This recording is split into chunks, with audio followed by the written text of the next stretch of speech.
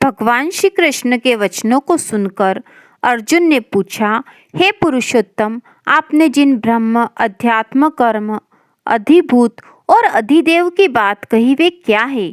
हे मधुसूदन, यहाँ अधियज्ञ कौन है और वह इस शरीर में कैसे? संयत अंतःकरण वाले अंत समय भगवान को कैसे जान लेते हैं? श्री कृष्ण भगवान ने उत्तर दिया, हे अर्जुन, सदा अविनाशी परमात्मा ब्रह्म है। अपना स्वरूप अर्थात जीवात्मा अध्यात्म कहा जाता है। भूतों के भावों को उत्पन्न करने वाला शास्त्र विहित यज्ञ, दान, होमादि त्याग पूर्वक किया हुआ सृष्टि व्यापार कर्म है। उत्पत्ति विनाश स्वभाव वाले सब पदार्थ अधिभूत है। हिरण्य पुरुष अधिदेवत है और हे पुरुष श्रेष्ठ अर्जुन, मैं ही अधियज्ञ हूँ। शरीर छोड़ने के समय जो पुरुष मेरा स्मरण करता हुआ शरीर को छोड़ता है वह निसंदेह मेरे साक्षात स्वरूप को प्राप्त होता है, अथवा वह मनुष्य जिस भाव का स्मरण करता हुआ शरीर को छोड़ता है उस संस्कार से संस्कृत हुआ वह उसको ही प्राप्त होता है।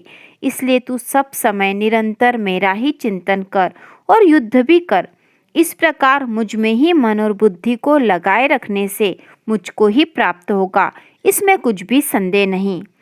हे पार्थ, यह नियम है कि परमेश्वर के ध्यान रूप अभ्यास योग से मुक्त किसी अन्य और न जाने वाले चित्त से निरंतर उसी को चिंतन करने वाले उस दिव्य पुरुष परमेश्वर को प्राप्त होते हैं।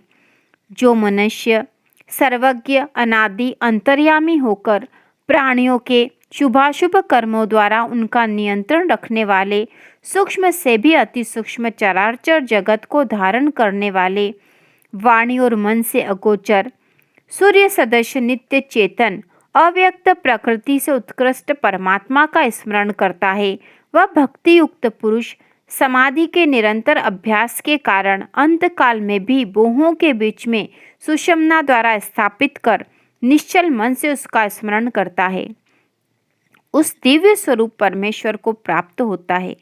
वेद के जानने वाले विद्वान जिस अविनाशी का स्वरूप बताते हैं, आसक्ति रहित यत्नशील कर्मयोगी जिसको प्राप्त होते हैं, जिसको चाहते हुए ब्रह्मचर्य का अभ्यास करते हैं, ब्रह्म के इस स्वरूप को तुझे मैं संक्षेप में बताता हूँ।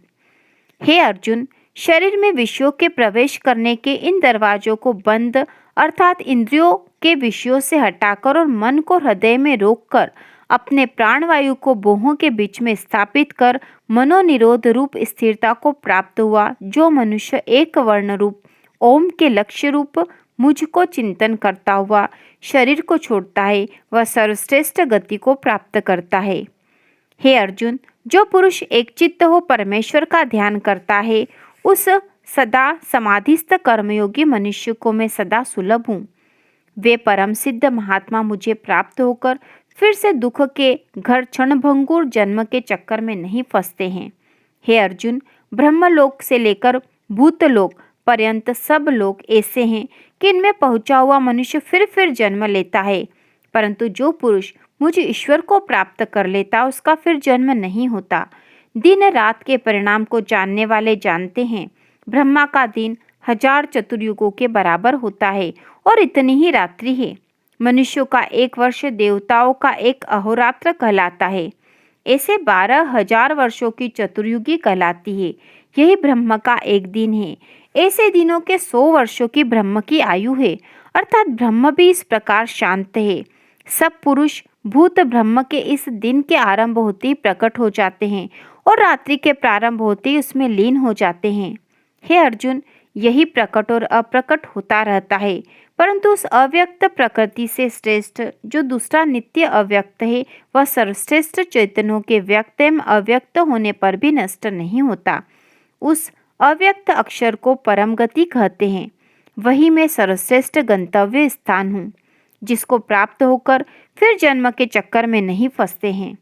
हे अर्जुन, जिस परमात्मा के अंतर्गत सब भूत है, जिससे यह सब संसार परिपूर्ण है, वह सनातन अव्यक्त परम पुरुष अनन्य भक्ति से प्राप्त होने योग्य है। हे अर्जुन, जिस समय शरीर छोड़ने से योगी जन जन्म मरण के बंधन में फंसते हैं या नहीं फंसते, वह मैं तुझे बताता हूँ।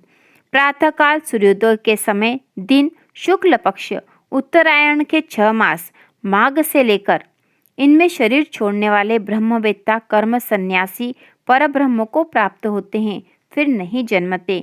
सायंकाल रात्रि कृष्ण पक्ष दक्षिणायन के 6 महीने श्रावण से लेकर इनमें शरीर छोड़ने वाला ज्ञानहीन सकाम कर्मयोगी स्वर्ग फल को भोग कर पुनः शरीर धारण करता है। संसार में 2 शुक्ल और कृष्ण मार्ग सदा से माने गए हैं। देवयान और पितृयान इन्हीं का नाम है। एक मार्ग पर चलने वाला मुक्त हो जाता है, दूसरे मार्ग पर चलने वाला पुनः जन्म लेता है। हे अर्जुन, इन दोनों मार्गों को जानने वाला योगी कभी भूलता नहीं। अतएव तू भी सदा ऐसा कर्मयोगी बन। इस रहस्य को जानने वाला योगी वेद जानने और यज्ञ तप एवं दान करने से प्राप्त पुण्य फल से अधिक उत्कृष्ट फल पाता है और सनातन ब्रह्म के स्वरूप को प्राप्त कर लेता है।